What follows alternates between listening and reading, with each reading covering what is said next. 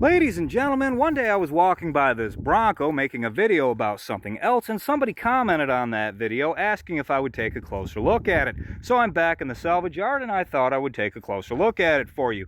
I'm assuming by the paint scheme and the fact that there's no decals on the hood, Ford Bronco, it would have a 9-inch rear differential and a twin traction Dana 44 up front, and it probably has a 351 in there. But that's all I know. Let's have a look at it. That's special. Okay, I just want to point out for the people who designed my Park Avenue, this is a 45-year-old truck and its door handle still works fine. Here's our ID tag right here. It was made 5 of 82. It's got an extra pedal in here with a wiggle stick. This is a 4-speed. We've got 4-wheel drive with low range, and who knows how many times this thing's rolled over. The dash is in phenomenal shape, except for somebody sheet metal screwed a compass to it. I guess they didn't know which way they were pointed. Does that not come naturally to everybody? Because I always know which direction north is. Just naturally know which way north is. I guess they didn't. These door panels are even great, and anybody who's had one of these trucks knows how these things get torn away all the time. That's pretty neat. There's our differential right down in there. Looks like everything bolts to the front. You'll have to excuse me, I'm not too familiar with these old differentials, but I'm guessing that's a 9-inch. The drivetrain's still all here, and the clutch feels pretty good. I wonder why they gave up on it.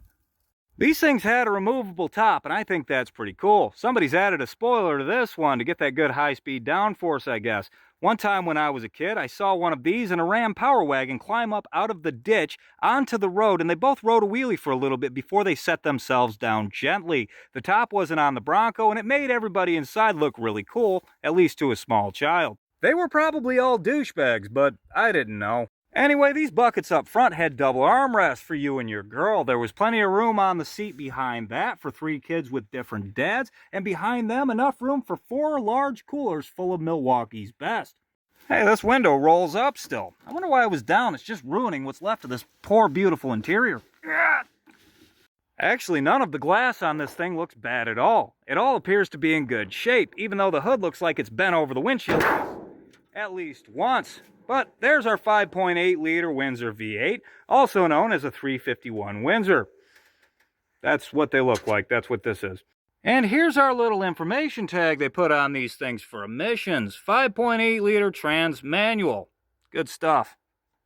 All in all, this old boy is one of the good ones. It was famously reliable, universal as a truck, a good off-roader, and its exterior was not easily compromised by the brush and trees you would plow over on the types of adventures that would require something like this. A person would be hard-pressed to find anything remotely like this nowadays. So the next time you hear somebody playing taps, take a moment and think of this old soldier. May it rust in peace.